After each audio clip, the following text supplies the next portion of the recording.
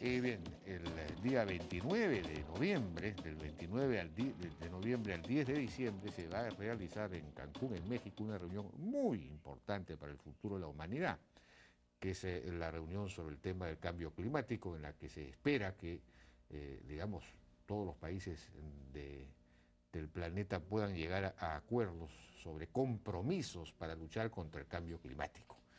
Estamos acá con el embajador de México relativo al cambio climático, es el embajador del cambio, no del cambio, sino de la lucha contra el cambio climático, suponemos. En realidad su título exacto es encargado de la organización de la Cumbre de Cancún para el Cambio Climático, nada menos. Y con Eduardo Durán, que es director de Cambio Climático del Ministerio del Ambiente en el Perú. Buenas noches, ¿cómo están? ¿Cómo les va? Buenas noches, ¿qué tal? Bueno, ¿qué posibilidades hay de que esta reunión de Cancún realmente llegue a acuerdos suficientes para combatir eficazmente el cambio climático? Bueno, yo creo que hay una posibilidad real de avanzar, pero ciertamente va a ser insuficiente para lo que se requiere en términos de una lucha definitiva para combatir el cambio climático. Tenemos informes de carácter científico que piden una reducción drástica de las emisiones y el volumen de compromisos a nivel mundial sigue por debajo de ese mínimo. Pero también se puede ver el lado positivo, y el lado positivo es que es un compromiso mayor que el que representaba Kioto y que además ahora incluye esfuerzos de muchos más países. Ahora incluye ya esfuerzos de los Estados Unidos que no estaban incluidos en el protocolo de Kioto, no lo habían ratificado, y también de países en desarrollo, grandes países que están emitiendo cantidades considerables como China, India, Brasil, México mismo. Pero China y Estados Unidos no se quieren comprometer con metas realmente importantes, ¿no? Tenemos yo creo que, bueno, primero si hay compromisos yo diría importantes, insuficientes, repito, pero importantes en el caso de China. En el caso de Estados Unidos son más modestos esos esfuerzos, pero dado que es la economía más grande del mundo, son significativos. Lo que tenemos dificultades es en que se comprometan de manera vinculante. Hasta este momento tenemos ofertas de compromiso y creo que es muy importante que esto se pueda recoger en Cancún en un documento de Naciones Unidas y se le dé un nivel de certidumbre a esos esfuerzos, que no quede simplemente como buenos deseos. Uy, ahí yo sé que estamos un poco en veremos, como se dice acá. Bueno, el esfuerzo es muy grande. Esto implica un cambio en el modelo económico, implica un volumen de recursos financieros muy elevado, y no solo para los esfuerzos de reducción de emisiones de estos países, sino también para atender necesidades de adaptación de países en desarrollo. Me imagino que se refiere con cambio en el modelo económico, un cambio en el modelo tecnológico del modelo económico. Tiene mucho que ver con eso porque hay que pasar a una economía más verde, un uso más sustentable de la energía. Tiene que ver también con un cambio en el modelo de consumo. Hay que evitar el desperdicio, hay que hacer un uso más eficiente de los recursos. De los recursos, de acuerdo. Y bueno, podemos pasar entonces al tema específico de la reunión por la cual usted ha venido acá a Lima, ¿no es cierto?, que es este asunto del financiamiento. Sí. Se requieren, pues, en fin, fondos, mecanismos que ayuden a luchar contra el cambio climático. ¿En qué estamos en ese punto? Bueno, yo creo que es uno de los puntos muy optimistas que podría yo subrayar en este momento. Primero porque hay un grado de acuerdo muy elevado para constituir un nuevo fondo, un fondo verde mundial, y hay un volumen de recursos ya comprometido que es muy superior a lo que se había manejado en los últimos años. Estamos hablando de compromisos de transferencia de recursos de países desarrollados a países en desarrollo que van a oscilar en alrededor de los 30,000 millones de dólares en los próximos 2 años. Ya empezaron, de hecho, a fluir alguna parte de estos recursos. Y el objetivo es que hacia el año 2020 se destinen por lo menos unos 100,000 millones de dólares para que los países de desarrollo puedan hacer esfuerzos tanto de reducción de emisiones como hacer frente también a los problemas del cambio climático, problemas de adaptación. A cambios que ya son inevitables. De acuerdo. Y o sea que hay por un lado este fondo puesto por los propios países desarrollados. hay otros mecanismos, por ejemplo, de Kioto salió el asunto del mercado de carbono, de bonos de carbono, en fin, ¿qué otros mecanismos hay? ¿Qué otras cosas? Bueno, parte de estos recursos, estos 100.000 millones, incluyen recursos de fondos privados, no son exclusivamente fondos públicos. Y desde luego, además del mercado de carbón, se está viendo la posibilidad de imponer algunos impuestos, por ejemplo, lo que tiene que ver con la aviación, con el transporte marino. Se están viendo posibilidades también Impuestos a nivel global. a nivel global. ¿Sería Sí, el primer impuesto global de la humanidad? ¿Usted cree que eso se va a poder aplicar? Bueno, lo que pasa es que son medidas que se pueden tomar a nivel de las organizaciones pertinentes, la Organización Internacional de la Aviación Civil, por ejemplo, o la Organización del Transporte Marino, y de alguna manera son recursos que se pueden recuperar para el objeto mismo de mejorar la tecnología, la eficiencia del transporte. No necesariamente son recursos que se van a las arcas del Estado. Y para el combustible de los automóviles, el transporte terrestre, para eso no se estaría planteando un impuesto también global. Hay propuestas para poner un impuesto al petróleo, al barril del Claro. petróleo. Yo eso lo veo un poco más difícil en este momento. Yo creo que lo que va a funcionar seguramente más son incentivos para el desarrollo tecnológico, para la producción de vehículos más eficientes. Bueno, he estado viendo que el Perú necesitaría entre 600 y 800 millones de dólares más o menos por año para desarrollar las políticas que llaman de mitigación y de adaptación, es decir, para luchar contra el cambio climático o para adaptarse. Y eso obviamente no está en el presupuesto nacional, ni va a estar. ¿Cómo vamos a manejar esa situación? Sí, en primer lugar estamos revisando los estudios que han planteado estas cifras. Son varias aproximaciones, coinciden, es un promedio, digamos, de las aproximaciones que se han hecho, pero estamos iniciando un nuevo estudio con el BID de lo que constituiría el impacto en la economía del Perú del cambio climático.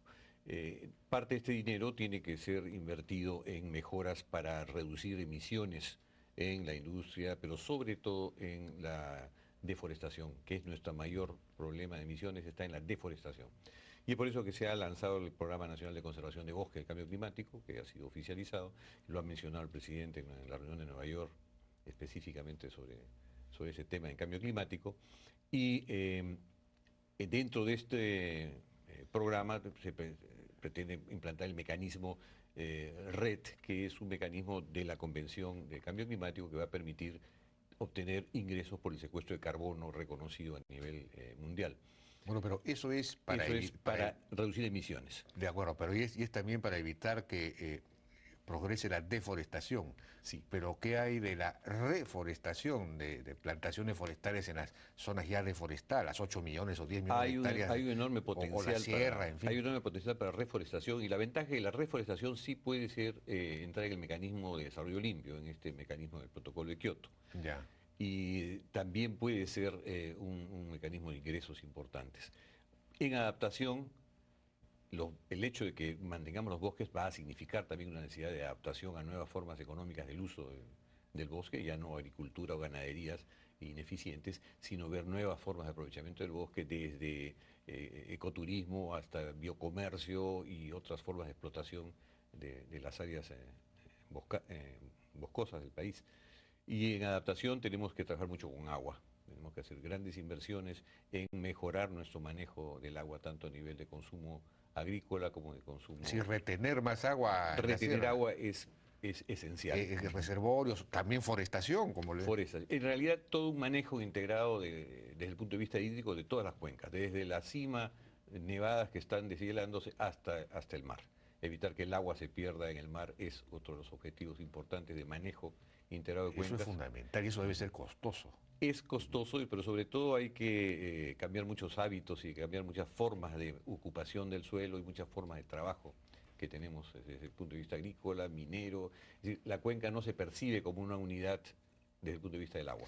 ¿Y el Perú, por ejemplo, podría recibir aportaciones de este fondo de 30.000 millones de dólares para estos fines? Sin duda, sin duda. Yo creo Y el que Perú, pero ya está, me imagino que hay un procedimiento, hay que presentar los proyectos. Hay que preparar proyectos que tengan esta adicionalidad de cambio climático y que se justifiquen para aplicar a estos fondos. Ya hay un fondo de adaptación dentro de la convención, es un fondo todavía modesto, al cual ya Perú está preparando sus proyectos para ser presentados.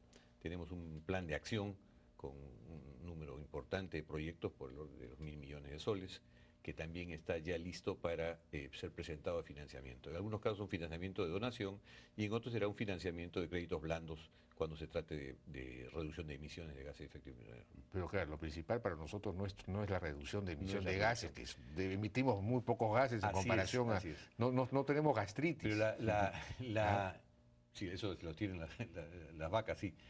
Pero sí, eso sí nos da un crédito.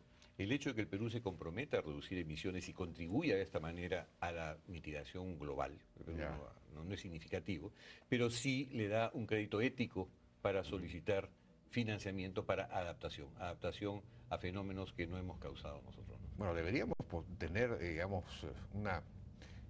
ser beneficiarios privilegiados o prioritarios de estos fondos porque somos uno de los países más vulnerables al cambio climático, ¿no? Me imagino que eso cuenta. Sin embargo, hay mucha competencia en esto de la vulnerabilidad. Entonces estamos discutiendo siempre en la Convención qué cosa es un país vulnerable o no es mejor hablar de regiones vulnerables, poblaciones vulnerables, ecosistemas vulnerables. Esa es la posición de Perú en las negociaciones. No hablemos de países vulnerables, sino de ecosistemas. ¡Qué generosidad!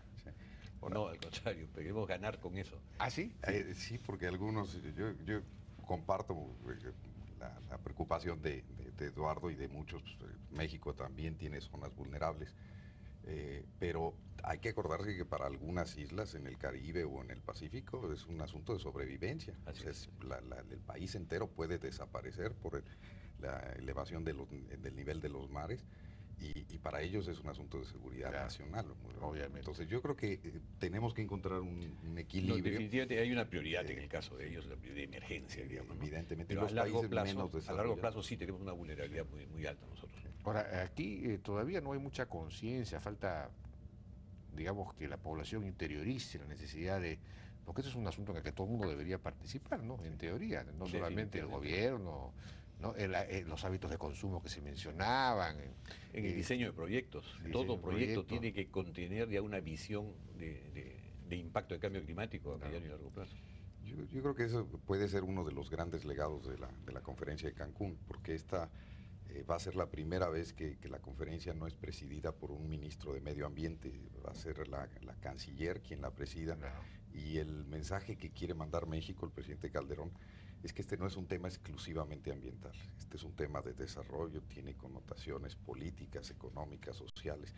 Quiere integrar un esfuerzo de muchos más ministerios de distintos niveles de gobierno, en el caso mexicano que nos manejamos a través de municipios, estados y la federación, que tiene que tener mucho mayor participación más directa del sector privado, que al final de cuentas muchos de los cambios los tienen que realizar ellos, tienen que aportar recursos también, y tener preocupaciones en cuenta muy legítimas como las de poblaciones indígenas, las de mujeres, migrantes, que se ven también entre los más afectados por el cambio climático. Entonces, ya están siendo afectados y ya están adaptándose espontáneamente.